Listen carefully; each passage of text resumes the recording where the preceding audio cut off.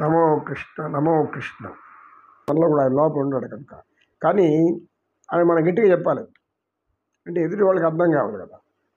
మనకేదో కోరిక ఉంటుంది, తీర్చుకోలేము, ధనం ఉండదు. అప్పుడు ఏం చేస్తాము, లోపల నాకు ఈ కోరిక తీరాలి ఉంటే ఎవరు తీరుస్తారు, ఎవరు దూర్చారు. అప్పుడు ఇంకొక దేవుడు ఎదురుగా ఉంటాడు, ఎవరో గొప్పగా ఉండే మిత్రుడు లేకపోతే బంధువులు, అయ్యా నాకు ఇట్లాంటి ఆలోచన ఉంది, ఏదన్నా సహాయం అంటే అప్పుడు ఓహో ఈ యొక్క మిత్రుడికి చేయాల్సిందే అనేటువంటి ఆలోచన ఆ మిత్రుడికి వస్తుంది. అంటే దైవం మనుషు రూపేనా, సృష్టి అంతా ఆయనే ఉన్నాడు కదా. నువ్వు గట్టిగా చెప్పినావు అంటే గాలి వింటుంది, నేల వింటుంది, భూమి వింటుంది, ఆకాశం వింటుంది, సూర్యుడు వింటాడు, పంచభూతాలు వింటాయి. ఇంకా నీ కోరిక ఎందుకు ఎవరు తీర్చరు, ఎవరు తీరుస్తారు. ధర్మబద్ధమైతే, ధర్మబద్ధము, న్యాయబద్ధము, నీతిబద్ధము, సత్యబద్ధమైనటువంటిది అయితేనే నీ కోరిక తీరుతుంది. స్వార్థపూరితమైతే అనేక మంది చూస్తూ ఉంటాం. భగవంతుడి దగ్గరికి వెళ్ళి నన్ను మాత్రమే కాపాడు స్వామి, నా కుటుంబం మాత్రమే క్షేమంగా ఉండాలి స్వామి, మిగతా వాళ్ళు ఎంటన్నా పోయి నాకు అవసరం లేదు స్వామి అనేవాడు ఉండాలి. కానీ జ్ఞానం తెలిసిన వాళ్ళు సర్వే జనా సుఖినో భవంతు, సమస్త జనులు సుఖ సంతోషాలతో ఉండాలి, వాళ్ళు సుఖంగా ఉంటేనే నేను సుఖంగా ఉంటాను. చుట్టుపక్కల అందరూ కష్టపడతా ఉంటే వాళ్ళ కష్టం చూస్తూ మనం డబ్బు ఉండేవాళ్ళు గమ్మున ఉండగలుగుతారా? పాపం ఉండలేరు కదా. ఉండేవాళ్ళు ఉంటారు కఠినాత్ములు, మనకొద్దు. కొంతమంది నేను సహాయం చేసే పుణ్యాత్ములు కూడా ఉన్నారు. పుణ్యాత్ములు ఉన్నారు, కఠినాత్ములు ఉంటారు. ఇది లోక సహజం. గురువు గారు మీరు చెప్పేదో కొద్దిగా అర్థమవుతుంది.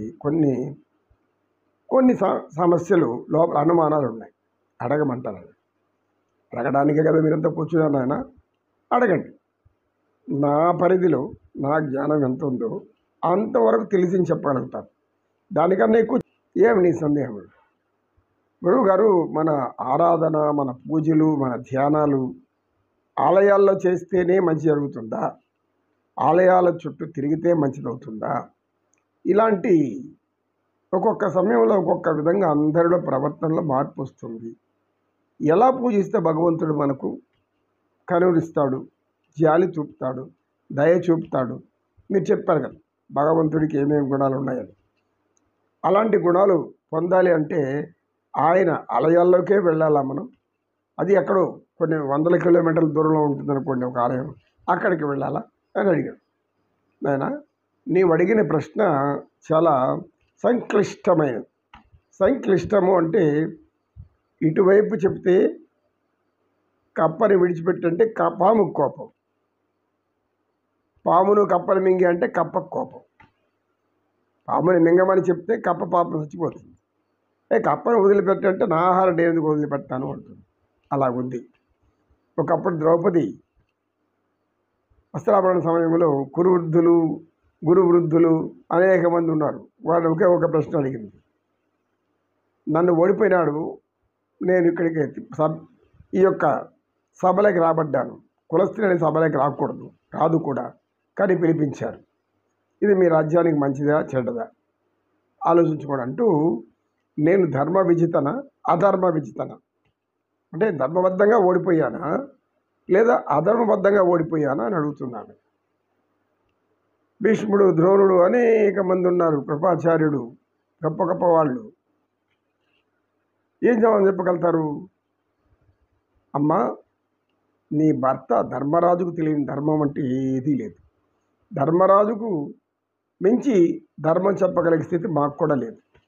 అందుకే ధర్మరాజు అని పేరు. ఆ ధర్మ సూక్ష్మం నీ భర్త మాత్రమే వివరించగలుగుతాడు అని చెప్తారు అందరూ కూడా. అలాగా ఇప్పుడు మనం ఆలయాలు అనేటివి భక్తికి ప్రథమ సోపానాలు. అది ప్రత్యేకించి ఒక ఆలయమే అనుకోకూడదు. మన భారతదేశంలో కాశ్మీర్ నుంచి కన్యాకుమారి వరకు అనేక ఆలయాలు ఉన్నాయి. అనేక మంది రాజులు, చక్రవర్తులు ఎంతో పవిత్ర హృదయాలతో గోపురాలు నిర్మించారు, ఉన్నతమైన ఆలయాలు నిర్మించారు. ఆ ఆలయ శిల్పకళ ప్రపంచంలో ఎక్కడా ఉండదు, అంత అద్భుతమైన శిల్పకళ ఉంటుంది. ఒక్కొక్క రాష్ట్రంలో ఒక్కొక్క శిల్పం వైభవాన్ని చాటుతుంది. ఇవన్నీ ఎందుకు చేశారు అంటే మానవులు ఆనందించడానికి, భగవంతుని గురించి జ్ఞానం పొందడానికి మాత్రమే. అయితే మనం జ్ఞానం పొందుతున్నామా లేదా అనేది మనలో మనం వేసుకోవాల్సిన ప్రశ్న. ఇప్పుడు నీవు అడిగిన దానికి నాకేం అర్థమవుతుందంటే, ఒక ఆలయానికి ప్రత్యేకించి అనేక మంది ఎక్కువ సంఖ్యలో ఎందుకు పోతుంటారు అంటే, భగవంతుడు అంటే ఒకటే కదా, సృష్టి అంతా ఒకటే దేవుడు అన్నారు మీరు. అయితే ఇప్పుడు ఏదో ఒక ఆలయాన్ని మాత్రమే ఎందుకు ఎంచుకుంటున్నారు భక్తులు అని అంటున్నాం. దీన్ని ఏమంటారంటేనైనా, భగవంతుని యొక్క సేవలు తరించే వాళ్ళు ఒక విధంగా చెప్తారు, దాన్ని వింటున్న వాళ్ళు ఇంకొక వ్యతిరేక ధోరణిలో అనుకుంటారు, ఆలోచిస్తారు. ఫలాని ఆలయం గొప్పది అంటే మిగతా ఆలయాలు గొప్పవి కావని కాదు, అక్కడ కూడా మనకు ఆనందం లభిస్తుంది, అక్కడ పరమాత్మ రూపం అక్కడ కూడా ఉంది, తల్లి రూపం అక్కడ కూడా ఉంది అని దాని అర్థం. అంత మాత్రాన గుడికి వెళ్ళామనుకోండి, ఆలయానికి కాస్త మనశ్శాంతి వస్తుంది. ఏమొస్తుంది?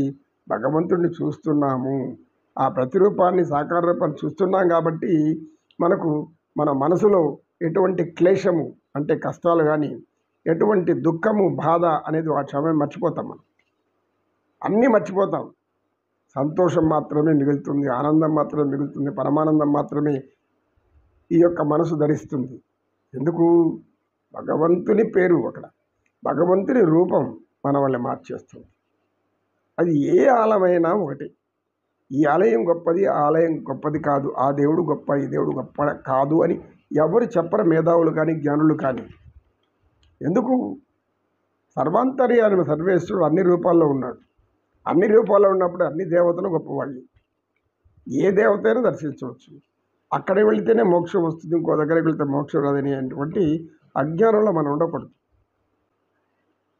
భగవంతుడు ఒక్కడే, ఈశ్వరుడు ఒక్కడే అని ఆది శంకరాచార్యులే స్వయంగా చెప్పారు. ఆయన కొన్ని వేల సంవత్సరాల ముందు ఆయన చెప్పినటువంటి స్థితిని మనం అర్థం చేసుకుంటే, దైవం అనే అనేక రూపాలు, దైవం సర్వరూపానం.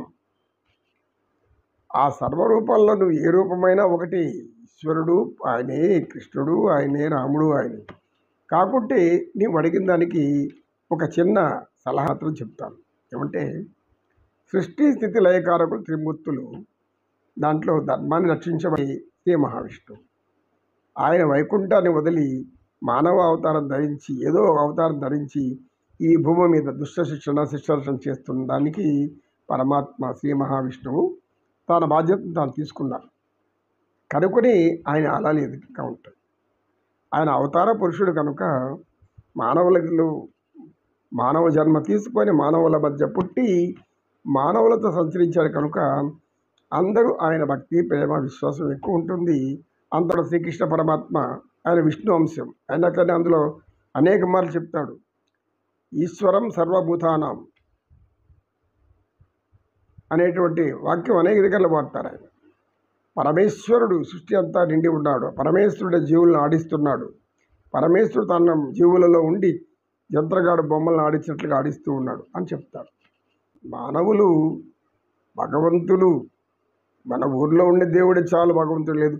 మన ఇంట్లోనే మనం కూర్చొని ఆయన కీర్తించవచ్చు, ధ్యానించవచ్చు, పూజించవచ్చు, అర్చించవచ్చు.